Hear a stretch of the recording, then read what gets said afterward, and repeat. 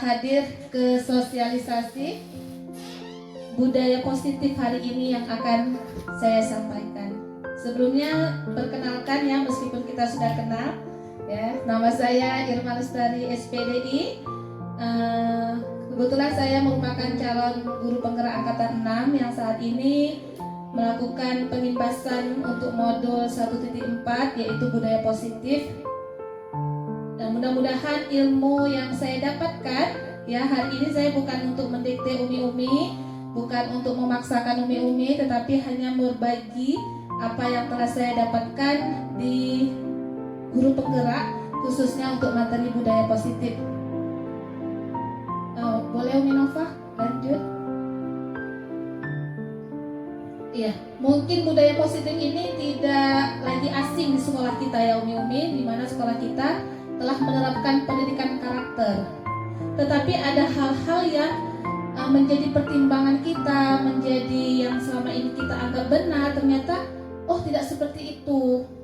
Saya juga ketika mendapatkan materi ini agak bertolak belakang dengan pemahaman saya selama ini, tapi setelah saya pahami ternyata oh iya juga ya, benar apa yang dikatakan di modul ini. Boleh Umi Nova selanjutnya? Next. Lagi nih, kita ambil yang penting-penting aja Umi ya. Lagi nih. Ya, tujuannya yaitu untuk memahami konsep pendidikan menurut Ki Hajar Dewantara yang dihubungkan dengan konsep budaya dan lingkungan positif di sekolah yang berpihak pada murid. Jadi Pak Ki Hajar Dewantara nih Umi, kita selama pendidikan di guru penggerak kita diperkenalkan dengan konsep pemikiran Ki Hajar Dewantara, di mana salah satunya yaitu melakukan perubahan dalam pendidikan. Beliau yang menyusun konsep pendidikan itu yang berpihak kepada murid. Jadi sekolah kita memang sudah menerapkan itu, pendidikan yang berpihak kepada murid. Jadi makanya tidak jauh berbeda dengan filosofi dari Pak Ki Hajar Dewantara ini. Kemudian juga untuk membangun budaya positif dengan menerapkan konsep disiplin positif dalam berinteraksi dengan murid. Boleh Umi lanjut?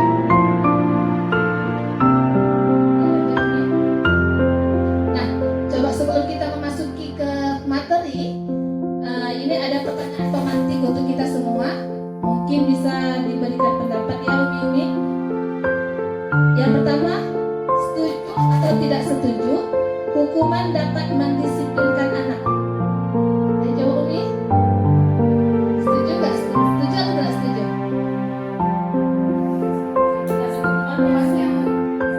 Ilustrasi ya. Oke, kita simpan dulu. Yang kedua, pemberian hukuman dengan hal positif seperti membaca atau membersihkan halaman sekolah dapat meningkatkan disiplin anak. Setuju atau tidak setuju? Yang ketiga, memberi penghargaan dapat meningkatkan motivasi belajar anak. Ya, jawabannya kita simpan dan kita akan lihat nanti ya. Next, Umi Nova.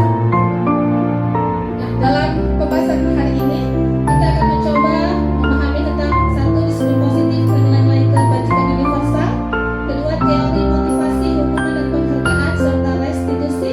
Yang ketiga, keyakinan kelas. Yang keempat, kebutuhan dasar manusia dan dunia berkualitas. Yang kelima, restitusi, 5 posisi kontrol. Dan yang keenam, restitusi, segitiga restitusi.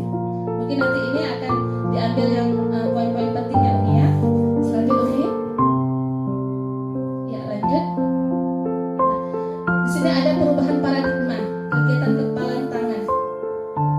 Kepalan tangan kita ini, coba Umi bayangkan, seandainya di dalam kepalan tangan kita ada sesuatu barang yang kita anggap ini sangat berharga. Kalau nggak ada dia, kita pakai mana? Pokoknya kita sangat tergantung sama barang yang ada dalam kepalan tangan ini. Nah, ketika teman kita, teman yang B, mau membuka tangan kita, dia memaksa, kadang dia merayu, kadang dia apalagi membujuk, bahkan menyuap atau mengancam, apa yang akan kita lakukan?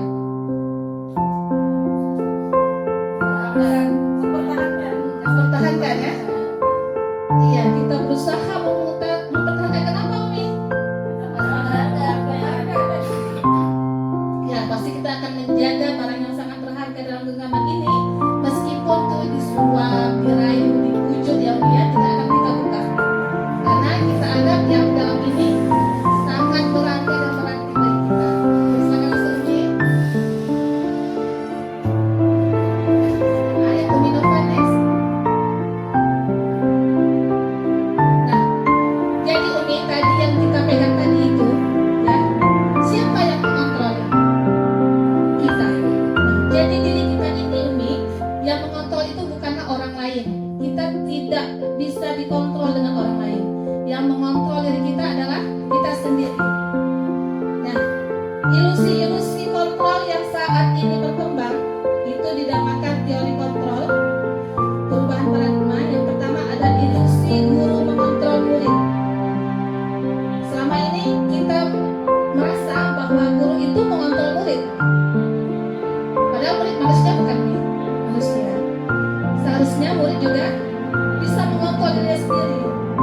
Yang kedua, ilusi bahwa kritik dan membuat orang merasa bersalah dapat menguatkan karakter. Betul nggak Umi? Kadang kita terlalu banyak kritik atau bahkan kita dibuat merasa bersalah, ibu salah tadi rasanya, itu bisa menguatkan karakter kita atau kita malah tambah down, tambah kacau lah perbuatannya. Nah, kemudian ilusi bahwa semua penguatan positif efektif dan bermanfaat. Jadi tidak semua penguatan positif, tidak semua penguatan positif itu efektif dan bermanfaat. Kemudian ilusi bahwa orang dewasa memiliki hak untuk memaksa. Dan kita beranggapan bahwa orang tua atau siapa yang lebih dari kita itu punya hak untuk memaksa kita. Padahal teorinya tidak seperti itu ya Umi. Ayo Umi Nova boleh lanjut. Nah, ini dia perbedaannya. Siapa sesungguhnya yang memiliki kontrol? Kalau stimulus respon, kita mencoba mengubah orang agar berpandangan sama dengan kita. Kita mau maksakan murid kita untuk punya pandangan yang sama dengan kita atau teman kita. Kalau teori kontrol, kita berusaha memahami pandangan orang lain tentang dunia. Kalau stimulus respon, perilaku buruk dilihat sebagai suatu kesalahan. Tetapi kalau di teori kontrol, semua perilaku memiliki tujuan meskipun perilakunya salah. Kemudian orang lain bisa mengontrol saya. Kalau di teori kontrol, hanya Anda yang bisa mengontrol diri Anda sendiri. Saya bisa mengontrol orang lain, Anda tidak bisa mengontrol orang lain. Pemaksaan ada pada saat bujukan gagal. Kolaborasi dan konsensus menciptakan pilihan-pilihan baru. Model berpikir menang kalah. Kalau di sini ada menang kalah, mentang-mentang dia sudah bisa membuat orang patuh, merasa menang dan dia bisa kalah. Tapi kalau di teori kontrol ini model berpikir menang-menang. Ya, selanjutnya ini nanti lebih paham lagi ya. Nah, kita pertama akan memahami makna disiplin. Kalau kita berkata disiplin, itu kita sudah pasti mengarah kepada ketertiban waktu, kemudian ketepatan bekerja. Kemudian disiplin itu di masyarakat umum itu menjadi sesuatu ketidaknyamanan dengan apa yang kita hargai atau pencapaian suatu tujuan mulia. Sedangkan seharusnya makna yang sebenarnya yaitu kata disiplin itu bagaimana orang menggali potensinya menuju suatu tujuan apa yang dia hargai. Jadi ketika ada rasa disiplin dalam dirinya, dia itu sebenarnya menggali potensinya untuk mencapai suatu tujuan, bukan menjadi momok yang tidak nyaman bagi dia. Selanjutnya, dan tugas guru adalah bagaimana agar membuat disiplin itu kepada muridnya benar-benar berasal dari diri dia, dari motivasi intrinsik. Nah, nilai kebajikan universal. Nilai kebajikan universal ini kalau bahasa kita sekarang namanya karakter. Kalau bahasa kita di sekolah ya. Tapi bahasa sekarang yang punya pendidikan namanya nilai-nilai kebajikan universal. Nah, kalau dalam tujuan kurikulum maka untuk mencapai profil pelajar Pancasila, beriman, bertakwa kepada Tuhan Yang Maha Esa, berakhlak mulia, mandiri, bernalar kritis, kebinekaan global, bergotong royong kreatif. Kalau kita di IHF ada tanggung jawab, apalagi Umi? Disiplin, jujur, amanah gitu ya. Ya itu sama aja. Ya selanjutnya Umi. teori kedua yaitu teori motivasi, hukuman dan penghargaan serta restitusi. Next, Umi. Nah, ini dia teori motivasi. Motivasi itu Umi dibagi dua. Ada motivasi eksternal, dia itu dari luar. Ada motivasi internal, itu memang dari diri sendiri. Apa motivasi eksternal? Untuk menghindari ketidaknyamanan atau hukuman. Apa yang terjadi bila saya tidak melakukannya? Kedua, untuk mendapatkan imbalan dari orang lain. Apa yang akan saya dapatkan apabila saya melakukannya? Yang ketiga, untuk menghargai diri sendiri. Saya akan menjadi orang yang seperti apa bila saya melakukannya? Ini maaf Umi, saya tanya dulu ya. Kira-kira Umi datang ke sini karena perintah kepala sekolah atau karena memang ada rasa pengen tahu? Kira-kira kalau saya nggak datang ke undangan Umi Wilda, saya akan dapat hukuman apa ya? Apa yang akan terjadi ya kalau saya nggak datang kemari? Atau ketika saya datang kemari, kira-kira saya nanti dapat apa ya? Dapat penghargaan apa ya? Atau saya memang pertama datang kemari karena perintah, tapi apa manfaatnya saya melakukan kegiatan ini? Ada nggak manfaatnya untuk diri saya? Nah, beda kan Umi kan? Nah, jadi orang ketika dia mengharapkan hukuman, ketika dia mau menghindari hukuman, dia akan berpikir, kalau saya nggak lakukan ini, apa yang terjadi? Kalau saya lakukan ini, apa yang terjadi? Kalau saya lakukan ini, apa yang saya dapatkan? Nah, berbeda dengan yang motivasi internal, memang sudah ada dalam dirinya, kesadaran dirinya untuk menghargai dirinya. Saya akan menjadi orang yang seperti apa bila saya melakukannya. Next, Nova. Nah, jadi menurut kita Demantara, merdeka itu artinya tidak hanya terlepas dari perintah, akan tetapi juga cakap membuat memerintah diri sendiri. Tariknya dari kontrol ya, tidak hanya lepas dari perintah orang, tapi juga bisa memerintahkan diri sendiri. Kita lah yang mengontrol diri kita sendiri. Lanjut Umi. Nah, ini tadi teori hukuman penghargaan yang sering terjadi di kelas-kelas kita. Ketika anak-anak itu diberikan hukuman atau penghargaan, ternyata mempunyai pengaruh jangka pendek. Seperti pengaruh jangka pendek, jangka panjangnya, saya mau datang cepat hari ini karena mau dapat bintang.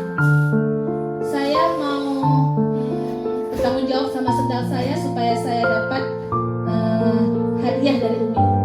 Dapat stiker tah kita di sini kan, tah apa gitu kan penghargaan. Kira-kira kalau Umi nggak datang di kelas itu, digantikan dengan Umi yang lain, dia sudah disiplin, sudah meletakkan sepatu pada tempatnya, sudah berbagi dengan teman atau yang lainnya. Ketika tiba-tiba Umia itu tidak memberikan apapun, baik itu stiker-stiker atau hadiah, kira-kira apa yang terjadi? Pasti anak itu lebih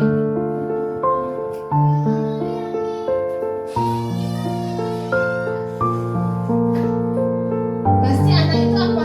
Tidak mau melakukannya lagi, karena yang diharapkannya hanya sebuah imbalannya nggak ada hadiahnya, nggak ada stikernya, nggak dapat bintang hari ini lah, biasa-biasa aja lah di kelas gitu kan. Jadi hadiah atau hukuman itu hanya membuat orang itu berperilaku baik dalam jangka waktu pendek. Kalau jangka panjang bagaimana? Kan nggak mungkin terus-menerus. Sampai kapan kita akan memberikan hadiah untuk anak kita supaya dia berperilaku baik? Sampai kapan?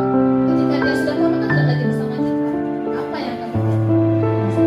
Kemudian penghargaan yang hukum.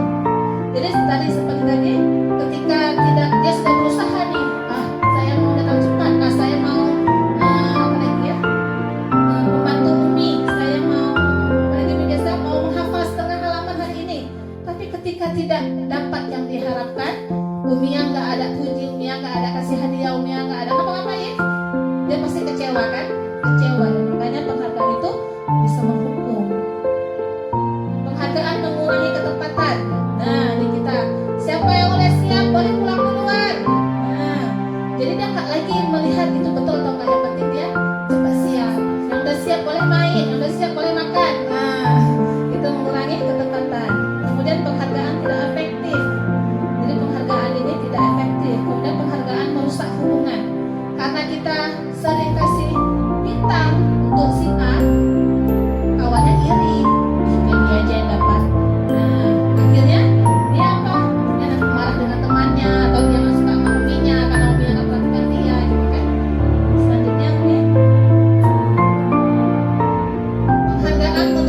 kualitas.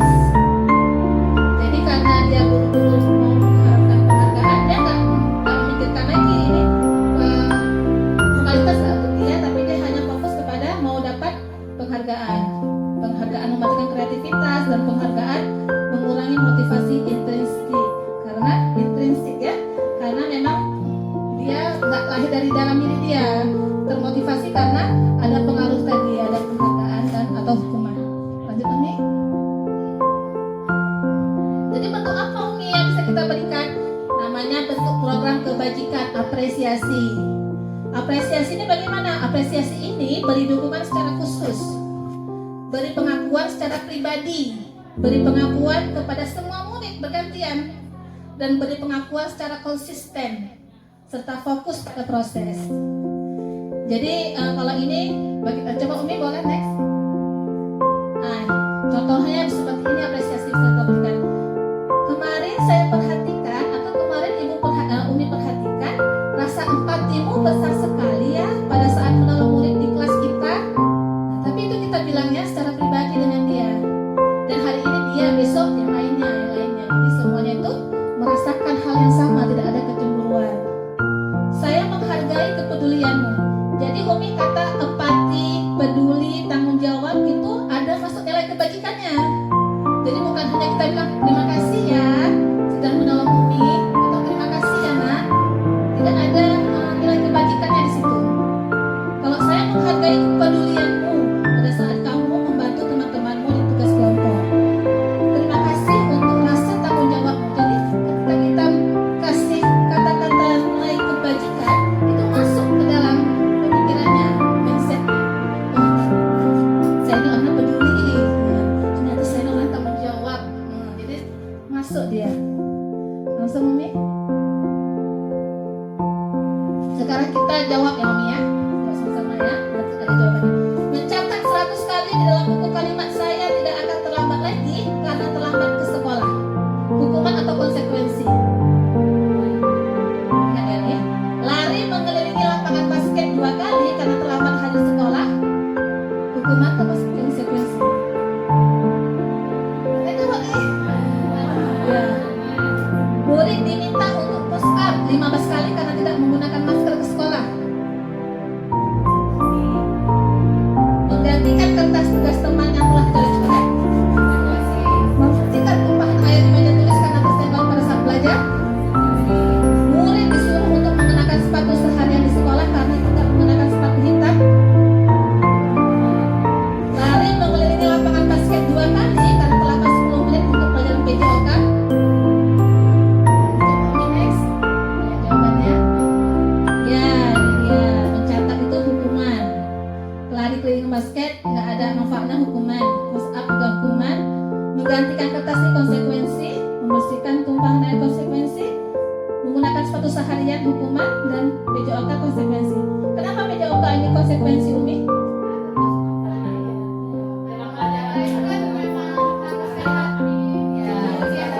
Jadi biasa kalau orang iya betul. Jadi biasanya PJOK itu ada pemanasannya dulu. Jadi kok terlambat dia 10 menit, jadi dia harus ulang ya kan, pemanasan sendiri. Itu konsekuensinya. Ya lanjut Umi.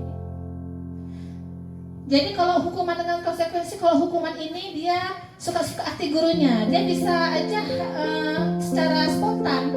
Hari ini yang piket Umi ini, ada anak si A terlambat, Umi ini suruh dia ketik sampah. Besok yang piketnya Umi Nova, yang terlambat si A juga. Umi Nova mungkin berbeda hukuman yang dikasih dengan Umi ini. Umi Nova mungkin disuruh bersihkan kamar mandi. Tapi kalau konsekuensi itu sudah kesepakatan bersama, ya kan? Bagaimana kita menyepakatinya dengan murid, memang sudah seperti itu. Jadi sekolah kita sebenarnya ada hukuman atau konsekuensi Umi? Ya kalau bisa, kalau dua-dua ada, kita kecilkan hukuman, kita berikan konsekuensi. Ya. Nah sekarang ada restitusi. Tadi sama tinggal satu restitusi. Coba lanjut Umi. Apa itu restitusi? Restitusi kalau sebelum saya mempelajari modul ini saya masih asing dengan kata-kata restitusi. Restitusi adalah proses menciptakan kondisi bagi murid untuk memperbaiki kesalahan mereka sehingga mereka bisa kembali pada kelompok belajar kuat. Jadi restitusi ini menyelesaikan permasalahan anak dengan memberikan kesempatan kepada anak itu untuk mencari solusinya sendiri. Tidak lagi kita yang kasih solusi, tapi dari dia sendiri. Untuk apa? Agar dia itu lebih sadar, lebih bertanggung jawab terhadap apa yang telah dia lakukan. Nah, ciri-cirinya bagaimana? Bukan untuk menebus kesalahan, namun untuk belajar dari kesalahan. Memperbaiki hubungan, tawaran bukan paksaan. Restitusi menuntut untuk melihat ke dalam diri, mencari kebutuhan dasar yang mendasari tindakan. Restitusi adalah cara yang paling baik, fokus pada karakter bukan tindakan, fokus pada solusi, mengembalikan murid yang bermasalah pada kelompoknya.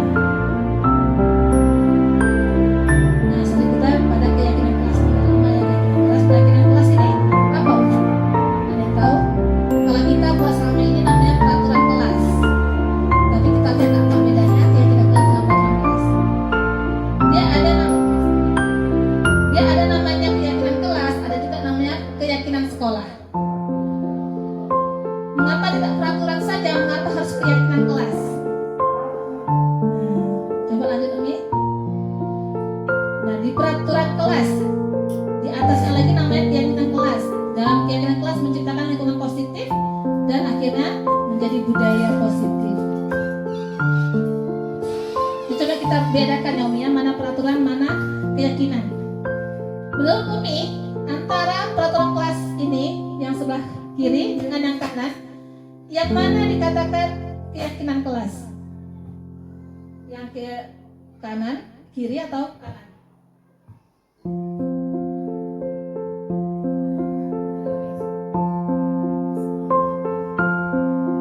Sebelah kanan keyakinan. Iya, kenapa Umi pilih sebelah kanan keyakinan? Ya karena di dalam buat keyakinan kelas itu harus ada nilai-nilai kebajikannya Umi. Nah kita nggak bisa aja langsung datang tepat waktu mengucapkan salam gitu kan. Tapi bisa aja kita buat di sini disiplin, disiplin datang ke sekolah. Kok ini kami guru dan murid yang saling menyayangi, kami murid yang semangat belajar, kami murid yang peduli dengan teman-teman. Kalau di sini kan tidak ada kata-kata kebajikannya. Memang dua-duanya sama dia kesepakatan dengan murid. Tapi bahasanya berbeda antara peraturan dengan keyakinan kelas dan pemahaman. Lanjut Umi. Nah, sekarang kita coba buat peraturan keyakinan kelas. Selalu kembalikan buku ke tempatnya. Kebajikan apa dari situ Umi? Menjawab. Dilarang mengganggu orang lain.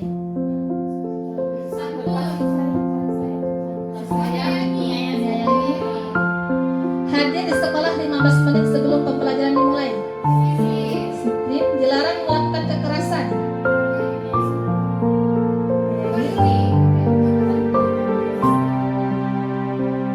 Dilarang menggunakan narkoba.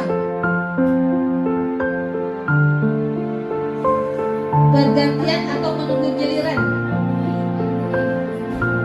Artinya apa? Sabar. Gunakan masker. Jangan berlari di kelas atau koridor. Coba Umi kita lihat hasilnya. Ternyata di situ kembalikan buku, tanggung jawab, dilarang mengganggu orang lain, menghormati orang lain, hadir pada dalam pertemuan. Jadi ini bedanya peraturan dengan keyakinan. Kalau kita buat peraturan Umi ya. Kami kalau beneran sudah disuruh aksi nyata buat namanya keyakinan kelas. Tapi karena kebetulan saya bukan guru kelas, karena buat keyakinan kelas. Lanjut Umi. Kebutuhan dasar manusia dan dunia berkualitas. Next. Nah, jadi kebutuhan dasar manusia Umi, ini bukan kebutuhan murid aja ya. Kita juga dewasa kebutuhannya sama. Ini dia. Ada kasih sayang dan rasa diterima, penguasaan, kebebasan, kesenangan dan bertahan hidup. Jika salah satu kebutuhan ini tidak terpenuhi, entah ada problem apa, sehingga kita tidak dapatkan kasih sayang misalnya, atau kita nggak bebas dicekam, atau kita merasa nggak senang karena semua keterpaksaan, itu akan mempengaruhi tingkah laku kita, tingkah laku murid. Mereka akan lepas kontrol. Apa yang tidak mereka dapatkan, kebutuhan dasar tidak terpenuhi, maka dia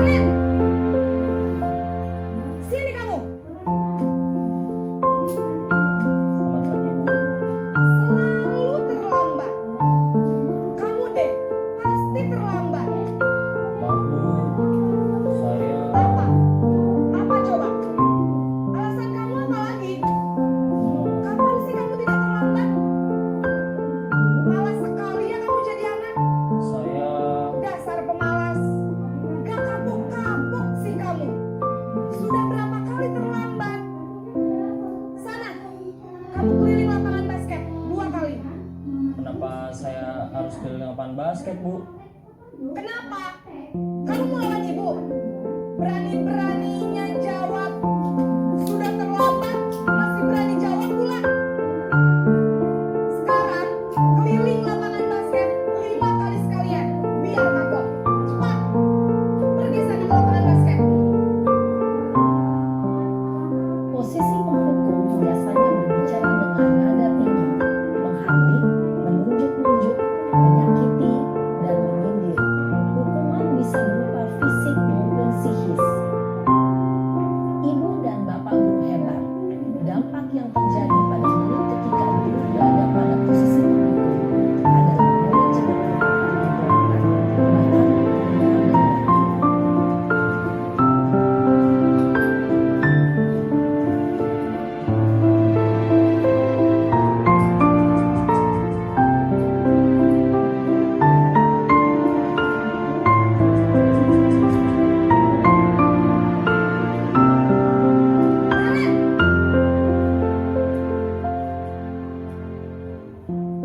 Selamat pagi, Bu.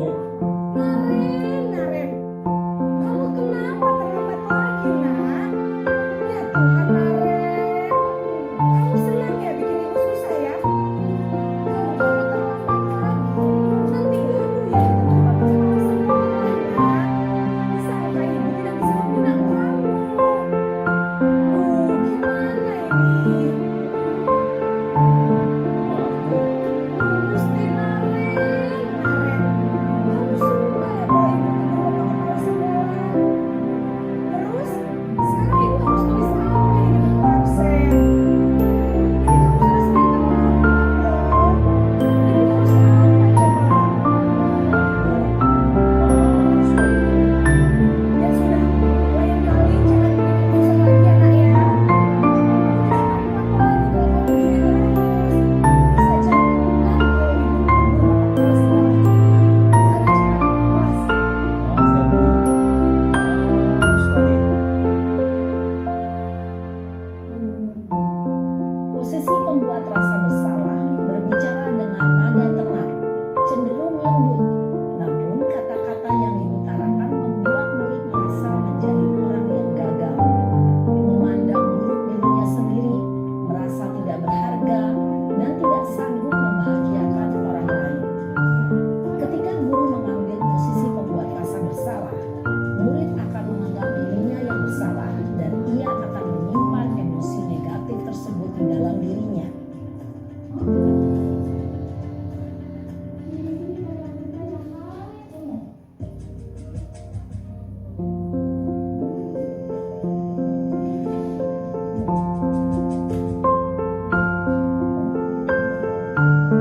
Naren,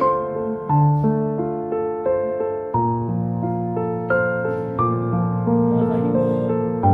wah, sudah jam berapa ini, nak? Terlambat lagi ya, sayang. Iya, Bu.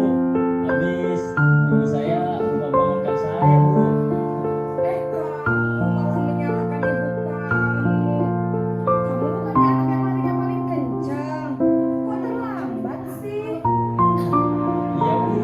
Saya memang terlambat bangun tadi. Jadi, walaupun saya lari kencang, tetap nggak kencang, Bu. Ya sudah sana. Nanti lain kali larinya lebih kencang lagi ya. Biar gak terlambat lagi. Bikin senang ibu. Demi ibu. Bisa kan? Bisa, Bu. Ya sudah sana masuk kelas. Udah saya usah absen kamu. Kamu ini ada-ada saja.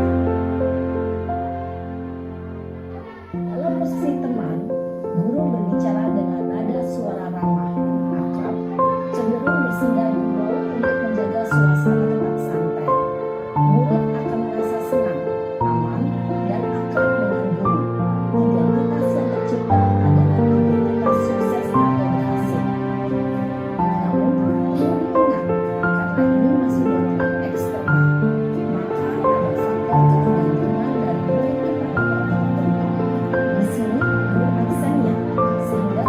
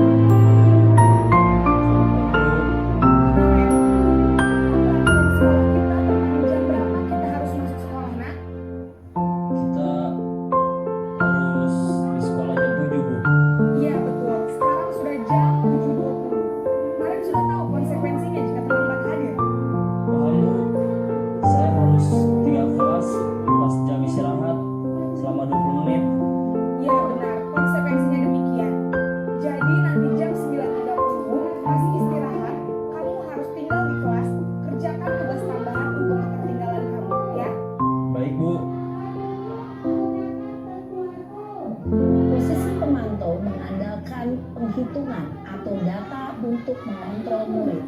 Guru mengarahkan murid berdasarkan peraturan dan konsekuensi.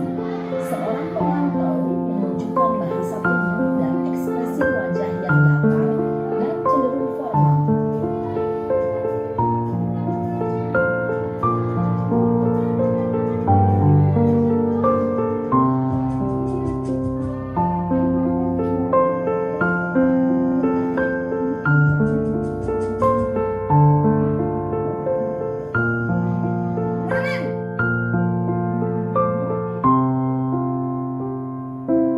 Selamat pagi, Bu.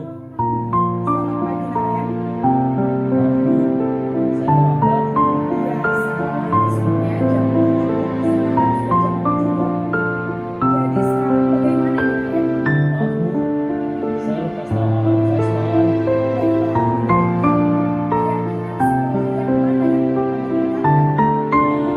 menurut kamu, kira-kira sekolah yang mana yang paling menyenangkan? Jadi, apakah Naren meyakini prinsip saling menghormati tersebut? Iya, Bu. Saya meyakininya. Apakah Naren bersedia memperbaiki masalah keterlambatan ini? Bersedia, Bu. Bagaimana kamu akan memperbaiki masalah keterlambatan ini? Saya akan coba untuk tidak lupa menyetel alarm saya, Bu. Baik, kalau Naren tidak punya ada orang yang kira-kira bisa bantu mengingatkan tidak? Ada, Bu. Kakak saya, Kak Emma. Ada lagi selain Kak Emma? Selain Kak Emma, ada ibu saya. Baik, jadi yang mengingatkan Naren adalah Kak Emma dan ibumu ya. Kira-kira kamu mulai sekarang Naren? Setelah pulang sekolah, akan segera saya lakukan. Baik, jadi Naren akan segera melakukan untuk bangun besok pagi dan akan diingatkan oleh Bapak dan Ibu dan Naren ya. Ada lagi yang ingin kamu lakukan Naren? Agar tidak terlambat bangun lagi. Tidak ada. Baik, Naren. Terima kasih kebersamaan kamu. Sekarang kamu kembali ke kelas untuk belajar. Baik, Bu. Terima kasih. Posisi manajer adalah posisi kontrol yang disarankan untuk membimbing murid memiliki sikap disiplin yang positif, yaitu murid yang mandiri, bertanggung jawab, dan dapat memecahkan masalah. Tujuan dari posisi ini adalah agar murid dapat berefleksi atas tindakannya. Guru akan dengan tulus memberikan pertanyaan-pertanyaan bermakna, sehingga membuat murid dapat belajar dari kesalahannya dan mencari sebuah solusi untuk menyelesaikannya. Ibu dan bapak guru hebat, setelah mengamati adegan kelima posisi kontrol tadi, kira-kira posisi mana yang paling ideal? Posisi mana yang dapat menunjang motivasi intrinsik murid? Ya, tentu posisi manajer. Posisi ini memang posisi ideal yang ingin dituju setiap pendidik. Pada posisi inilah, guru dapat menerapkan disiplin positif yang berpihak pada murid, yang memerdekakan murid. Perjalanan seorang pendidik tentunya tidak mudah untuk sampai pada posisi seorang manajer. Namun, tujuan kita pasti, yaitu menciptakan murid-murid yang mandiri, merdeka, dan bertanggung jawab. Semoga penggambaran 5 posisi kontrol yang telah diperlihatkan ini dapat menjadi ajang refleksi bagi kita semua. Jadi sudah kita lihat ya Umi, 5 posisi kontrol. Di situ ada penghukum, membuat orang merasa bersalah, teman, pemantau, manajer. Kira-kira kita saat ini di posisi mana Umi? Apa ya posisi kita selama ini jadi guru? Teman, atau pemantau, atau pembuat orang merasa bersalah? Kalau hukum, dia tadi cirinya yaitu suka menghardik, menunjuk, kemudian menyakiti secara verbal dan fisik. Kalau membuat orang merasa bersalah, biasanya nadanya tuh cenderung lembut, tapi menyakitkan. Ibu kecewa, kali ibu kecewa, kali lona. Itu membuat orang merasa bersalah. Ibu sedih, gimana nih ya? Lembut tapi. Kemudian teman. Kalau teman ini mungkin kita lebih sering ya Umi ya, karena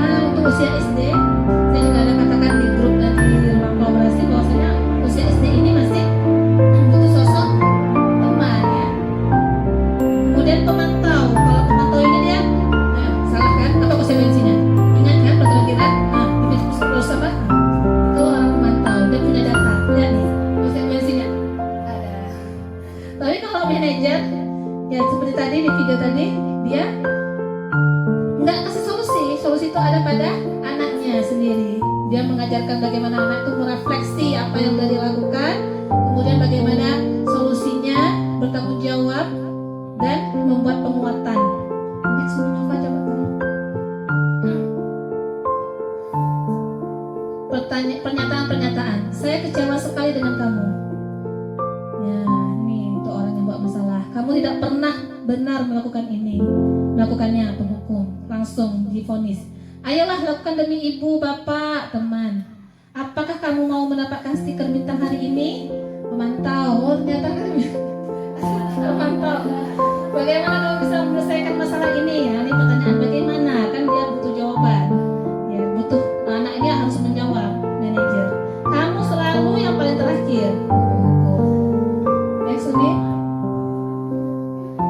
Lanjut, Umi.